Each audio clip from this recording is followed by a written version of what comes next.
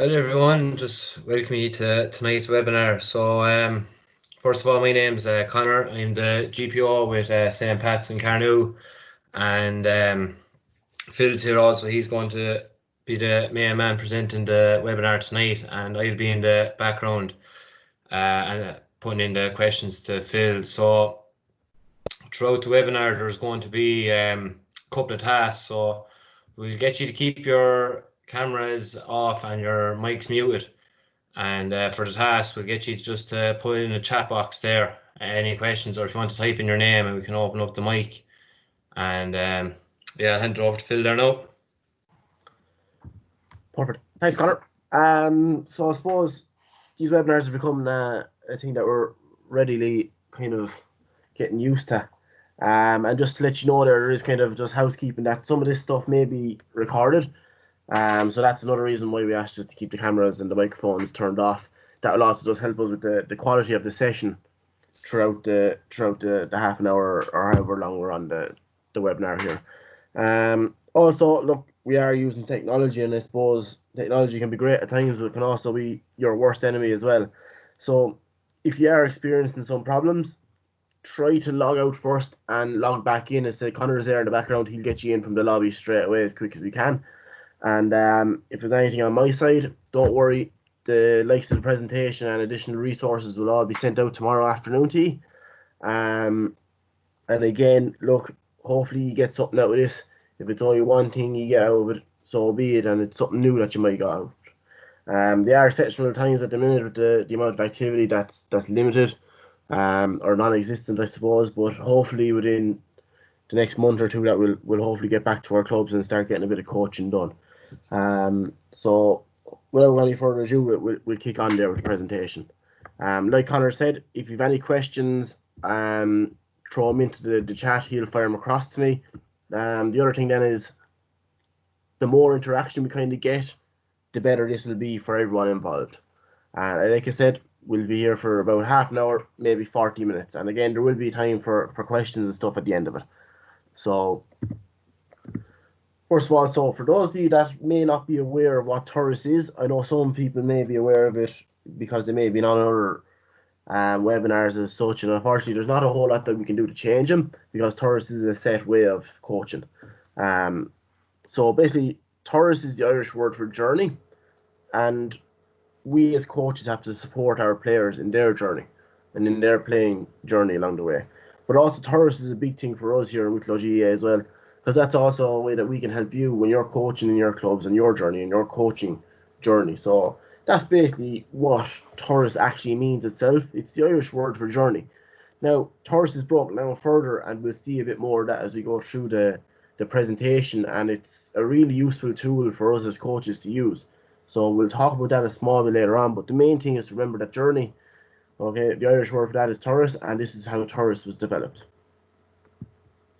So basically, the Under-14 and 15 webinar is to help coaches understand and deliver age-appropriate activities for the 14 and 15-year-old. So we may be limited enough with what practical stuff we can do here on the webinar, but I will be sending out a good list of resources between websites and the likes of YouTube's videos, stuff like that, that will help you to use in your coaching along the way. Couple that then with our TURAS principles and our TPP model that we look at later on, we should have a really effective and good standard of coaching as we go forward. So like I just briefly mentioned there, our outcomes of this webinar is to touch on the TURAS principles and get an understanding as to what they are and how we use them in our coaching. We'll also look at a total playing performance model, which is also known as the TPP model, that has been developed by the GAA, how that looks and how we put that into play as well. Then we're also going to look at coaching resources, which again, like I said, I'll get as much as that as I can sent out to you tomorrow. So straight away, I'm going to try to get you into a task. So as you can probably see there, I want you to write in what the opportunities and challenges you as a coach face when you're working with the youth player. So as many as you can, I'll just get you to jump those into the chat. Connor will get them across to me, and we might go through a couple of the answers. So we'll just give him a few minutes there, Connor, maybe just to get a couple of answers in.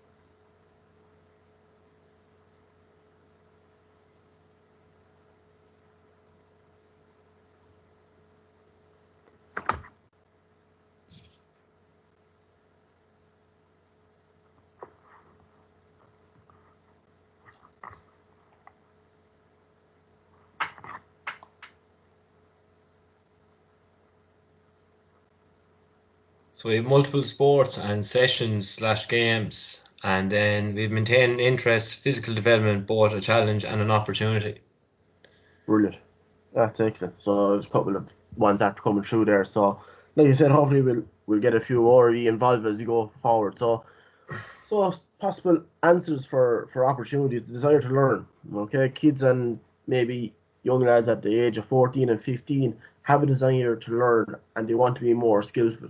Okay, that in turn is they are coming from maybe better coaching underage into another level of their playing career, so they will be more skillful as they come up the line. They'll be physically developing, so they'll be getting bigger, they'll be getting stronger, but then it's also our job to make sure that we keep their flexibility and their movement and their agility and stuff. Then they're entering the phase of competition. So beforehand they would have been competing just to have fun, competing to learn. Now they're entering different things just to try and learn how to play competitions. And then we also have their opportunity to learn game sense. I suppose we touched on a few of those already. And then we're also looking at the likes of challenges. So possible answers there is participation versus competition. So you're getting them from the whole participating in the likes of blitzes, go games and stuff like that, into the whole competition structures, how they're ran, how you compete in them. Maybe playing different oppositions, different leagues, different championships. You have your physical versus biological. Okay, so you might have some players adapting quicker than others. Some people may be growing faster than others. They have to learn their body again. We have involvement with a number of teams. So you're looking at school teams, maybe county teams are coming into it. You're looking at club teams. Then obviously they may be playing different sports. So they could be out every night of the week. That's a challenge as you as a coach to monitor that and make sure they're not overdoing it. Then they have their peer pressure to go do something, hang out with their friends, go play another sport, stuff like that. Then they have the motivation, what motivates them to be involved in the GAA. So I think, Conor, we had a good few of those answers there, did we? We did, yeah. We had some there. Resembles the game, environment was stronger, player along the weaker players. Get all involved, get all focused. The variation in level of skills and fitness of different players. GA is not always first choice, and then varying the standards of individual players. Exactly. So we've looked at some of those there, and also there's some that were said in the chat there that weren't on the list. So as you can see, like as coaches, there's a lot of challenges that we face, but there's also a lot of opportunities where we can fix all those challenges that we have. Okay, and that's kind of partly our job as well, is to fix the kind of challenges that we have and see them as opportunities. Try change your challenges to opportunities rather than just challenges that you're not going to overcome. There's always a way of overcoming different aspects. Then we move on to the player pathway. So some of you are probably very familiar with the likes of this. This is basically a staged approach for the player's journey. Like we said, they are on a journey, and each age group is basically a bus stop. And they're getting off at each stop to learn the various number of different skills. Then they're getting back on the bus and heading to another age group. So you can see here it's just kind of broken down into trees. They get on the bus at 3, get off it at 6, learn some skills, get off it up onto 9, learn a few more advanced skills, learn the go games, stuff like that. Then they're going on to their late go games for under 12s. Then they're coming back onto the bus and they're heading to our age group that we're focused on today, which is under 14 and 15, where they're learning about maybe FAILA, they're learning about county squads, schools, hurling, they're looking at all different aspects of competition. Then they're back off on the bus again, as they say, heading for under 16 and under 17, which is minor. And then they're going into our 21s and up onto their adult journey. So basically this is a guide for you as coaches on what you should be delivering, and what is needed. Okay, it's a clear understanding of where a player currently is and where they're heading. So we like to just think of it as like a bus stop. It stops at each age group. They should be learning something at each age group, getting back on the bus, going on with further knowledge. So that's just basically a small overview of what the player pathway actually is. Sorry, got our way. So this is kind of where TURAS starts to come in. How you coach, okay? TURAS is developed to help us coach, and each one of them stands for a different aspect. So the first one is T, obviously. That means it's testing and challenging, and all players should be challenged. Okay, so we need to make our sessions testing and challenging. not that they're just coming down each week doing the same thing over and over again. Because you know yourself, once you do something maybe 3 or 4 times, you start to get the hang of it, it becomes second nature to you. So we have to be challenging our players all the time. And it's hard for us to do that each training session. Like, it's hard to vary it. But it is a task that we need to be able to do. We need to make sure we understand the players at the centre of the game. So again, you'd often see lads going off looking at maybe inter-county trainings, or they're looking at their own senior level team training, and they're trying to bring it back into their under 12s or under 14s, and they're trying to do the drills that they saw up at that level, and it's just not working. That's merely down because you don't understand the actual players that you're dealing with at that age group. So it's important that you're tailoring all your drills and your games and different aspects of your sessions to the players' needs. We should also be able to make sure that our games or our sessions resemble the game. Okay, so it's game based as best as possible, but also you're doing stuff that you're going to be using in a game when it comes to your league or your championships at 14 and 15. And the best thing is to have as many players and all players involved all the time. Okay, the more you have them involved, the more they're getting involved in it, the more touches of the ball they're getting, the more passes, the more shots. All that will stand to them. They'll want to come back. They'll want to train even harder. They'll want to train even more. And that's key. Keep them in the pitch and everything else will fall into place. And then it should be always enjoyable. Okay, that's the main thing as well. Even at our own level, like, it's important that you have your own session and it's enjoyable for you to go and do. No one wants to come down and think that the session is brutal or they're not enjoying it, okay? So it's important that you make sure it's enjoyable. Have a little bit of fun maybe at the start of the game, like with your stuck in the mud, even a tag game, something that just is a little bit of fun, but also at the end of it maybe have something fun as well, like a crossbar challenge. You'll all go mad for that at under 14 and 15 level. So basically that's TURAS broken down into the 5 principles. And it's all good and well me talking about it and telling you what these are. So if we move on to our next part. Moving around the field, striking the ball to each other. Sorry, just pause that. So as you can see, on the left, I've wrote out the TURAS again, and they all have a little question mark. So what I'm going to do is I'm going to play the video maybe 2-3 times, and I want you to look out for all those principles within within TURAS and within the drill that they're doing. So it's only about a 30-second clip. I'll play it 3 times just so you have an idea. If you want to grab a pen and paper and write down TURAS and write down the 3 or the 5 aspects and see if they all involved in this little drill. If you have any questions on it or you think one is missing, write it into the chat as we go along and Connor will throw it back to me. So I'll let this play a couple of times there. Moving around the field, striking the ball to each other. Ideally, one player makes a breakaway, looks for the ball, and his colleague tries to strike the ball straight into his hand. Players initially start reasonably close, but as time moves on, they get further and further and further away, so that eventually they're possibly striking 50, 60 and 70 metres accurately. A variation on striking in trees can be, instead of striking to the hand, you strike low on the ground into a player's pat. Again, to replicate maybe a forward moving onto a ball and picking it up and pick. Moving around the field, striking the ball to each other. Ideally, one player makes a breakaway, looks for the ball, and his colleague tries to strike the ball straight into his hand. Players initially start reasonably close, but as time moves on, they get further and further and further away, so that eventually they're possibly striking 50, 60 and 70 metres accurately. A variation on striking in trees can be, instead of striking to the hand, you strike low on the ground into a player's pat. Again, to replicate maybe a forward moving onto a ball and picking it up and pick.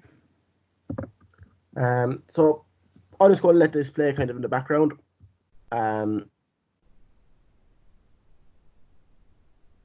Sorry, I can't let that play in the background, but first of all, is there any of those that people think are missing? Any of the aspects of TURAS that are missing from that session? Just give you a second maybe to throw in an answer or two. Or even if you think they're all present, are they all present?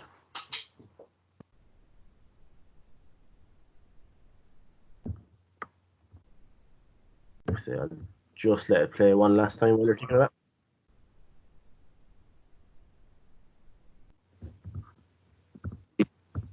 tries to strike the ball straight into his hand.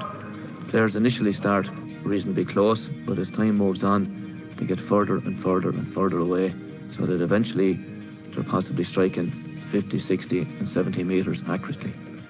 A variation on striking in trees can be, instead of striking to the hand, you strike low on the ground into a player's pat. Again, to replicate maybe a forward moving onto a ball and picking it up at pick. I suppose there any kind of feedback coming back from that, Connor? Yeah, so less game base, not competing. Yeah, exactly. So you're kind of missing the whole aspect of being challenged when the ball is being struck to you. But we could probably change that as well if we look at that setup that's there. They are in trees. Maybe put some of the guys that are wearing the blue tops up against some of the guys that are wearing the red and the black tops. But that's probably the one that I was going to point out as well, that it's missing that small bit of game-based activity. It is testing and challenging because players have to look up and find where the player is gone to get the proper pass to him. It understands the players at the centre of the game. Basically, it's all about striking, getting good striking, pass and move. Like we touched on, resembles the game already. All players are involved. They may not all have a ball, but they are all involved because they are running off the ball, they're running off the shoulder, they're looking for the pass. And it looks fairly enjoyable. There's no one kind of standing, walking around, dragging the hurler behind them. So it's very hard to actually understand that the S part of TURAS there, because it is a video. You'd have to ask the players themselves. But I hope that kind of just gets the whole TURAS principles across, rather than just sitting there looking at 5 anagrams of TURAS, So that's just basically what TURAS is. And if I just go back for a second, that can be used as a tool for you as a coach to look back at any of the sessions that you have done and just think, was your session testing and challenging for the players at the time? Did it understand the players' needs? And did it resemble the game? Were all players involved, or were there 5 or 6 in a line and only 2 people working, whatever it may be? And was it enjoyable? Did they all enjoy it? Was there a smile on their face? Were they having a bit of a laugh along the way? So TURAS is used not only to plan your session, it's also used to reflect on your session also. So we're on to task number 2. So this is where I'm going to ask you to get involved again as much as possible. And I want you to think of, what can you as a coach develop in your player? So I'll give it a few minutes again there, Connor, just to get a couple of answers in. Take your time if you have to, and just think of all the different things you as a coach develop in your players along the way.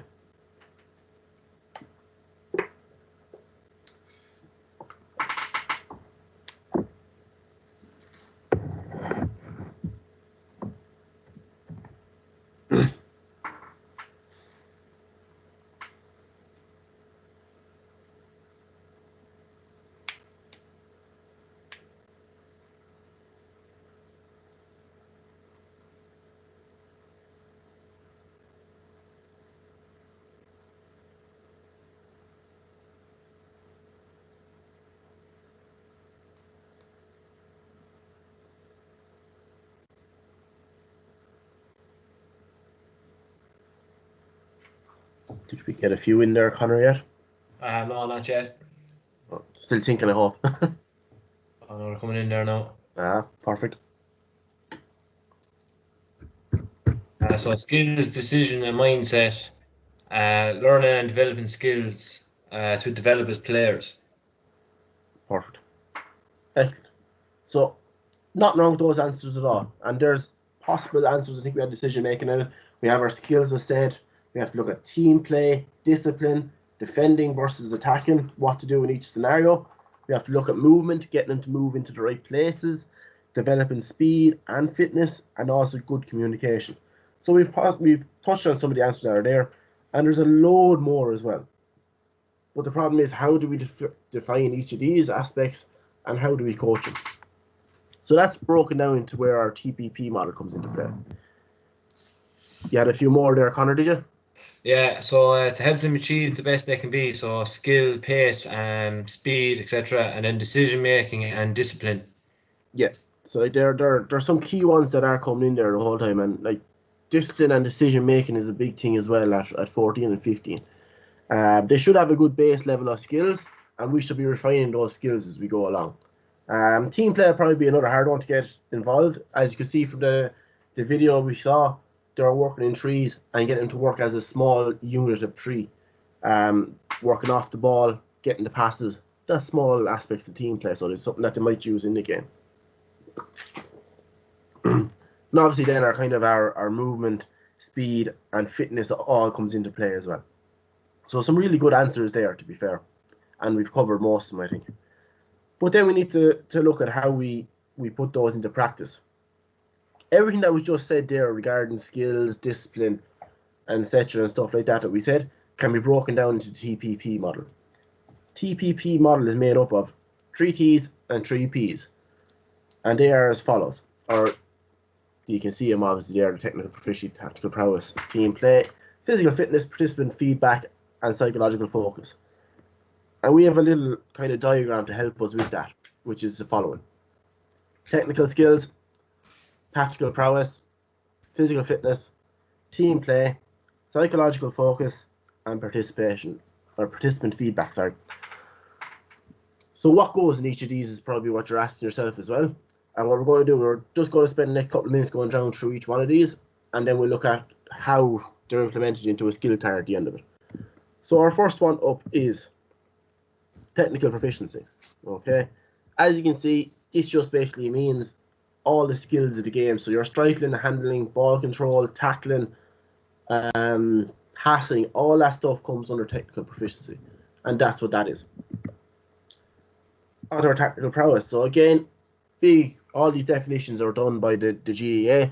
They can be long-winded at times, but essentially this means just getting your players to move into space, encourage them to go in the right direction, make the right move, when to shoot, when to pass, when to attack, when to defend. That's all tactical prowess.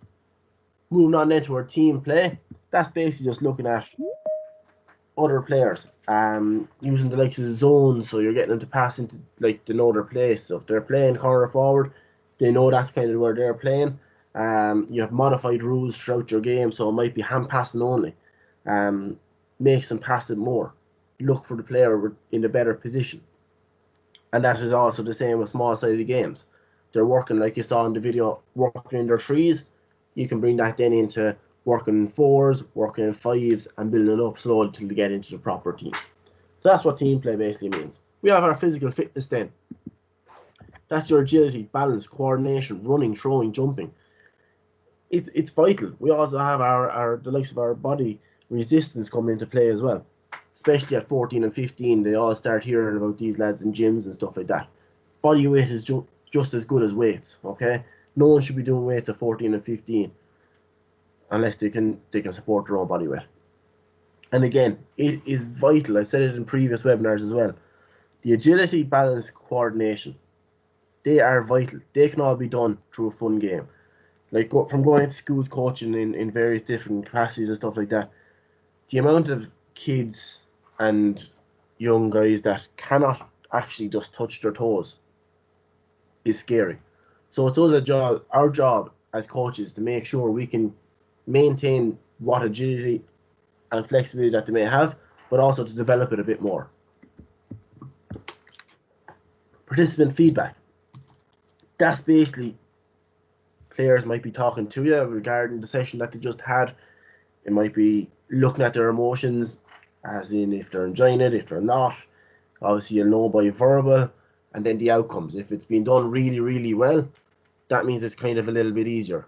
If it's been done with a couple of mistakes, it may be challenging. But if it's been done and there's mistakes everywhere and anywhere, it may be a little bit too advanced, and you might have to pare it down. So that's what kind of participant feedback may be. Psychological focus. This is basically how you use your different trigger words. Okay, I'm not going to say what trigger words are. Each team has their own different ones. We'll look at them a little bit further when we look at the skill card. So basically, that is how you build your player. Using technical skills, using tactical prowess, physical fitness, your team play, psychological focus, and also participant feedback. These are the tools that will help you build your players as you go forward. And again, we're going to look a bit more now at what goes into each aspect of those. So we know what they are. Now let's talk about what goes in those aspects for 14 and 15-year-old. Like we said, nursery has a different set of these, 7s to 9s have a different set of these, 11s or 10s and 11s have a different set, 12 and 13s have a different set, and the same is for 14s and 15s. So that skill card basically looks like the following.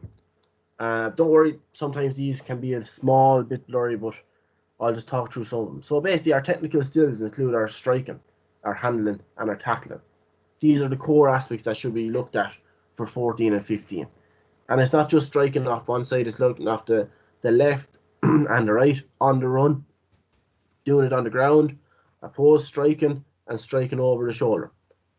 Then we're looking at our handling, which is our hand passing, our catching, our batting, our soloing and striking off the hurl, and our tackling, which is our blocking, hooking, and flicking off the hurl. Then if we just move across to our tactical prowess, again, this is our decision making.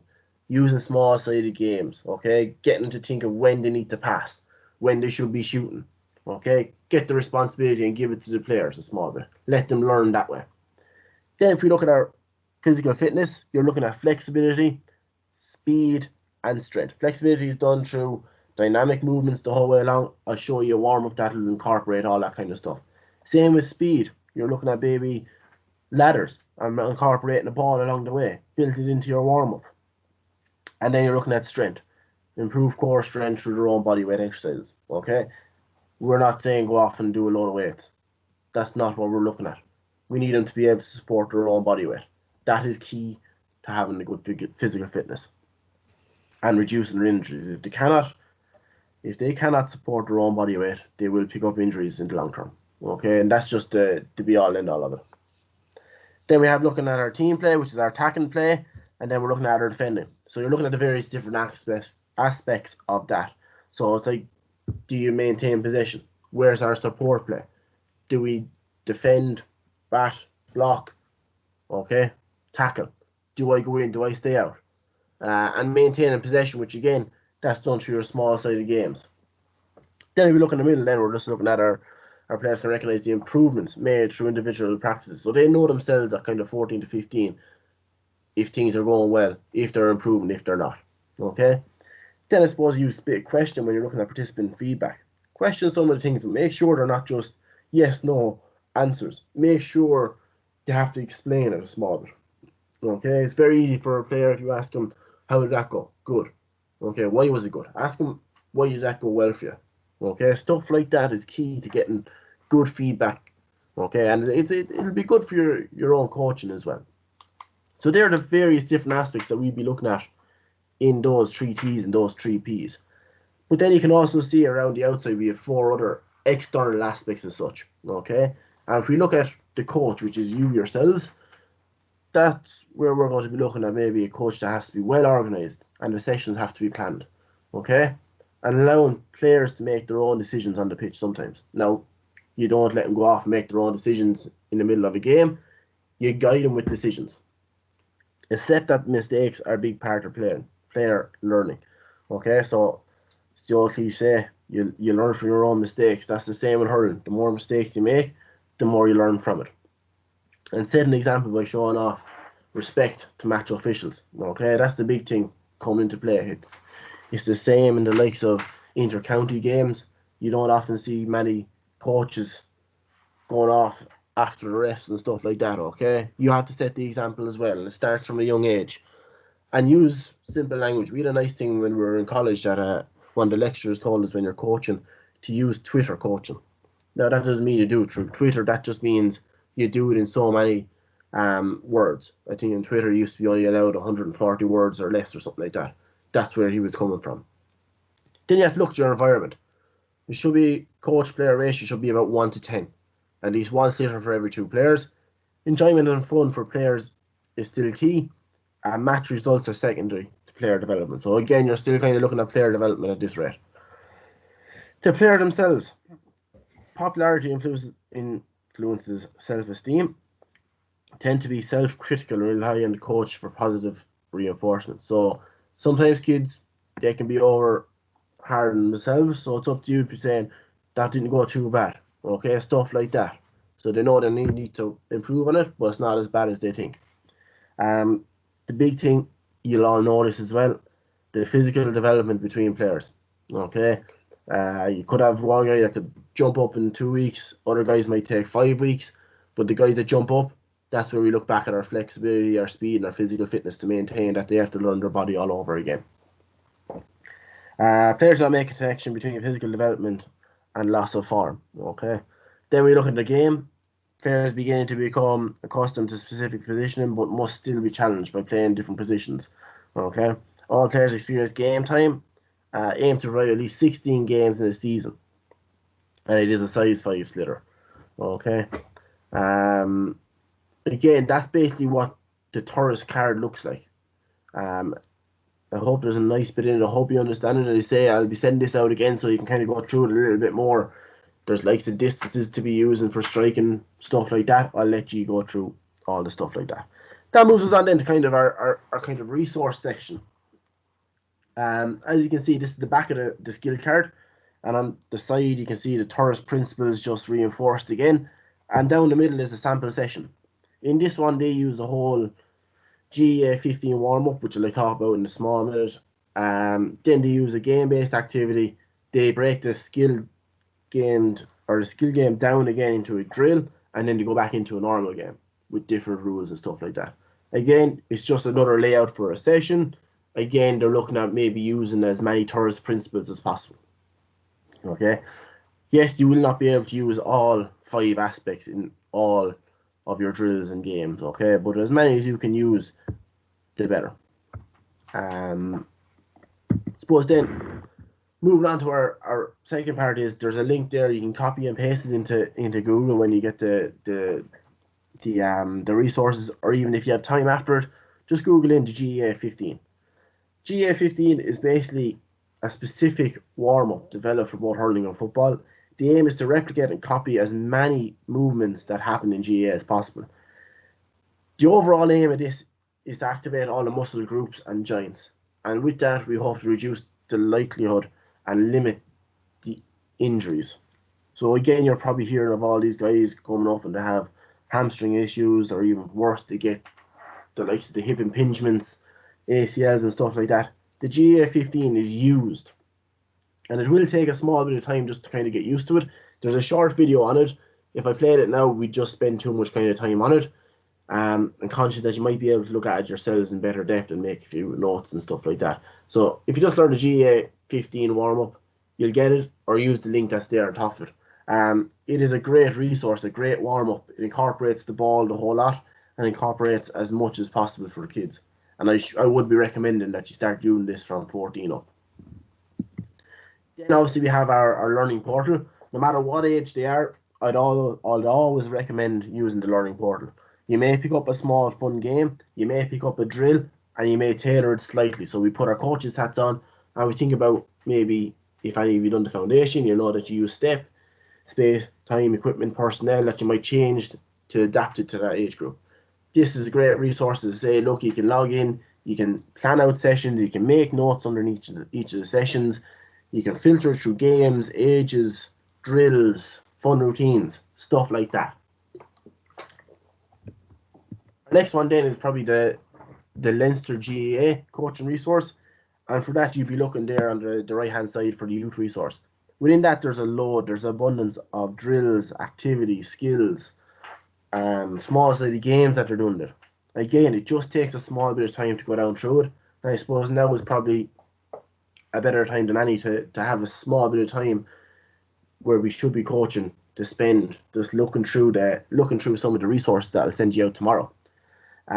It is a really good resources. Any of you that are probably maybe involved with younger teams or older teams, there's also resources there for those. Again, that's the link there for that one, but it will go into a Word document tomorrow for you. This one. So the first link there is basically a sample hurling session with Martin Fogarty. Martin Fogarty is the National Coaching Development Officer, and his basic role is he goes around to counties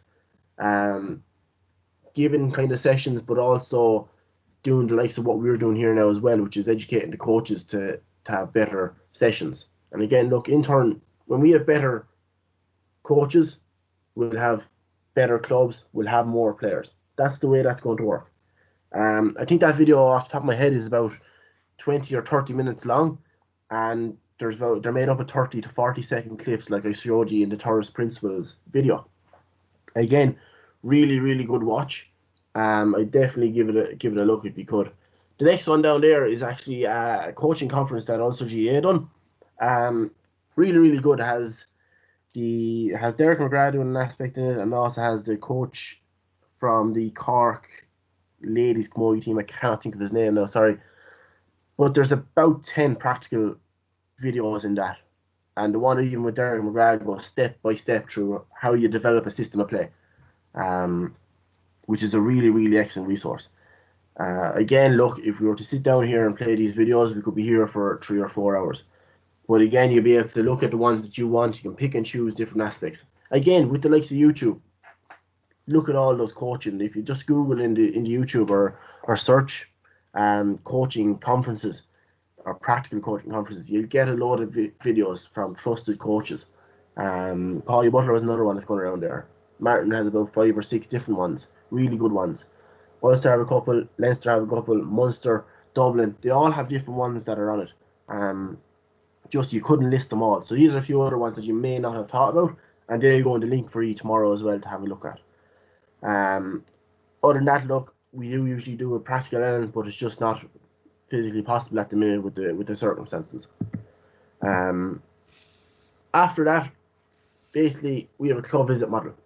So anyone that attends the workshop in the club, their club will get a visit, get 2 visits, sorry. And the first one is basically to assist the club with their training session. And the other one then is to come back and let the club coach take the lead, and we, as full-time staff, will help give feedback at the end of the session on what maybe worked well or maybe what we could change to develop it further. Again, look, the main thing about this is I'm not going to get bogged down too much on it. Just contact your local, either myself or the GDA, or else if your club is lucky enough to have a GPO, they're the guys you'd want to be contacting for that. These are all hopefully going to start fairly soon once we get back out on the pitch. Again, we're just waiting for the go-ahead from Croke Park and the HSE.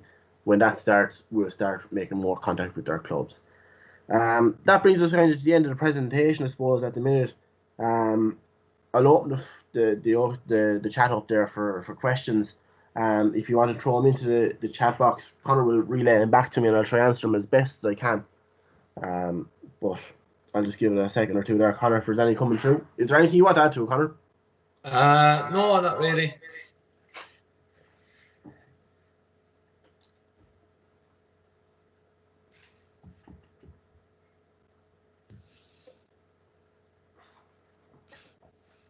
I suppose the other thing is, guys, that I know we are not out on the pitches or we're not getting to clubs as we can.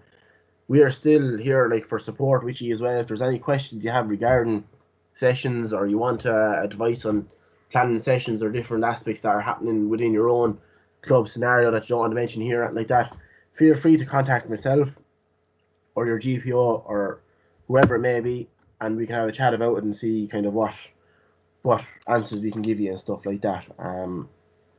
You say, look, if you feel free to ask the questions here, it might be someone else in a similar situation.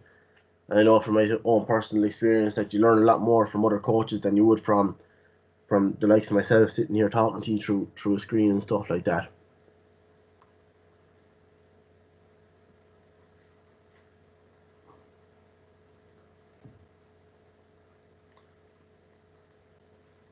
No questions for us yet, Conor, no? Typical session duration. Session duration, I'll be looking at the hour, maybe an hour and 10. Other than that, you're kind of going to lose them, you know. Look, you say you do your warm-up roughly for 10-15 minutes. You do a couple of drills, always finish with a game. Hour and 10 max, I would say. And they say, like, there is various different ways of breaking down the session. It's entirely up to the coach and their group themselves, but definitely no more than an hour and 10. Hopefully that answers the question.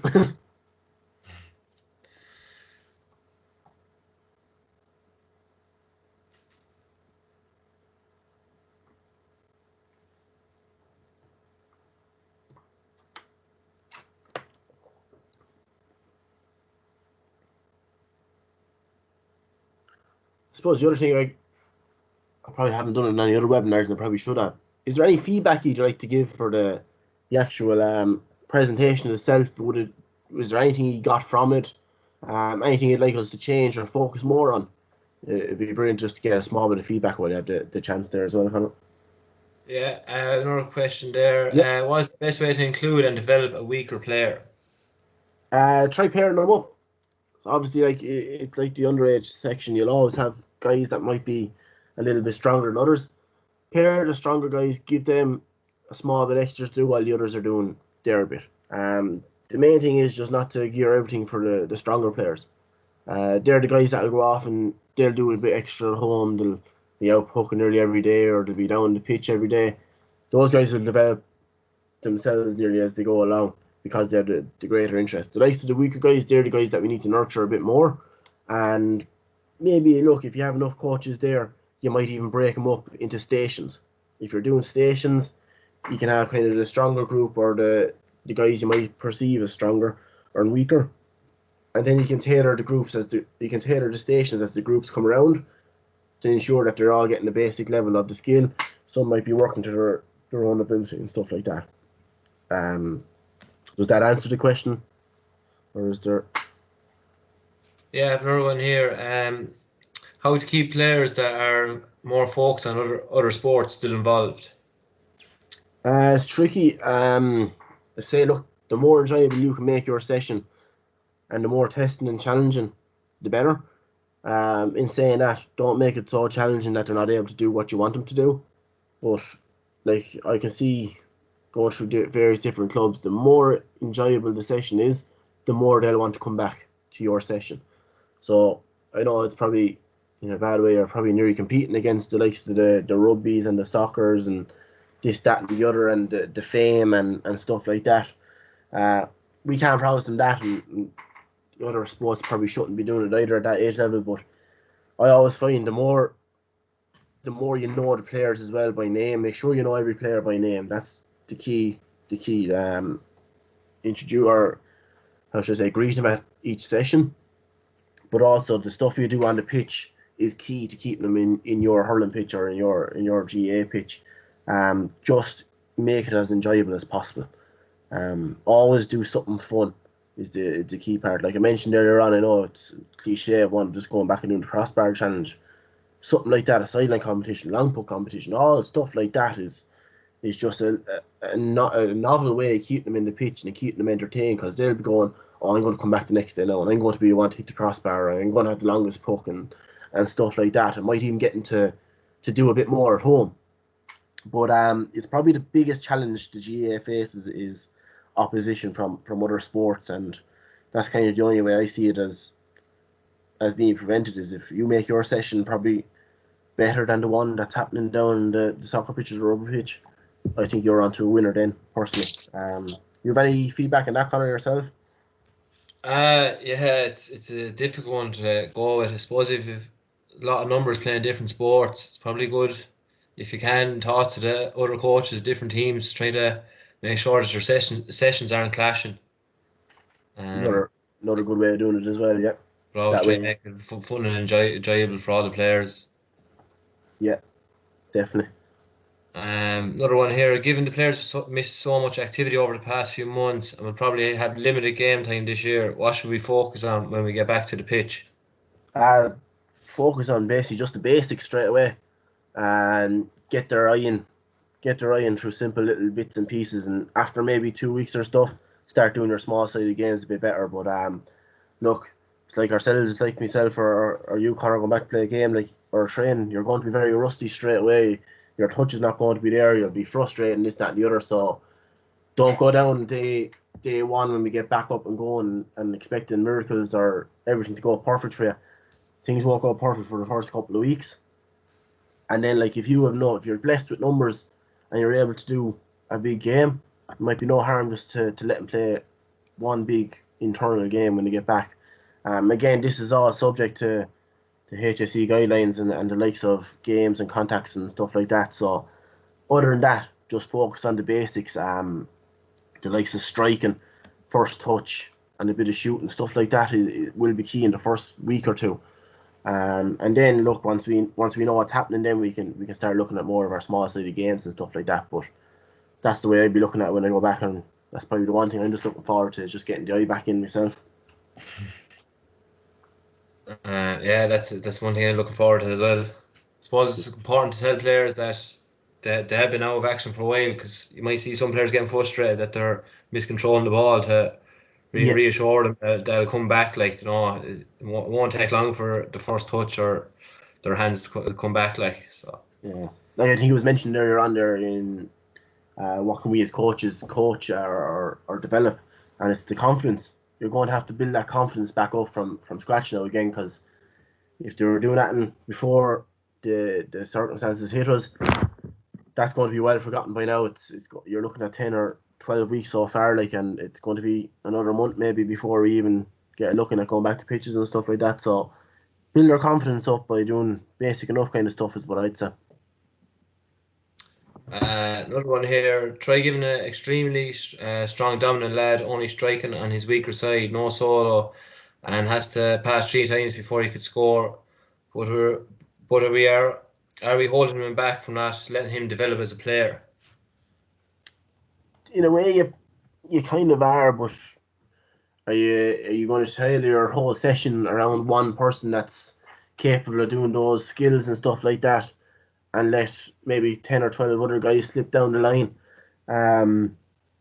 Again, like, he's going to be the guy that'll have to work on the likes of his team play. So you are challenging him to bring other players into question, because he's the guy that is well able to poke the ball left and right, as you say, and he's able to solo out length of the pitch and score goals. But he may not be able to be a team player, which is the hard part for him. And when he gets to the likes of the 16, 17, he's going to need other guys around him, because everyone else is going to be developing the same rate as him, and he's going to come in contact with some guys that are evenly matched, if not better than him. So it does limit him in a way, but it's also development. If you get me, it's 6 of one, half a dozen the other, and like, you're trying to develop your team as a whole, rather than just around 1 or 2 guys that might be excelling at that age level. So I wouldn't put a load of restrictions on him. I might just say you can strike it just off your left hand side, or whatever, or his weaker side, or perceived weaker side. The other thing is, he may not be allowed past the halfway line. So if he's not able to score from his own half-back line, he'll have to look up and pass the ball to some of the other guys and bring them into play. So look, it is hard one to deal with, and that's one thing I kind of find is the players that are excelling at each age level are kind of not so much your team players, because they think they can kind of do it all on their own. So yes, you are limiting what they can do, but you're also developing them as a player to bring other guys into the fray and stuff like that, you know. I hope that kind of helps the question.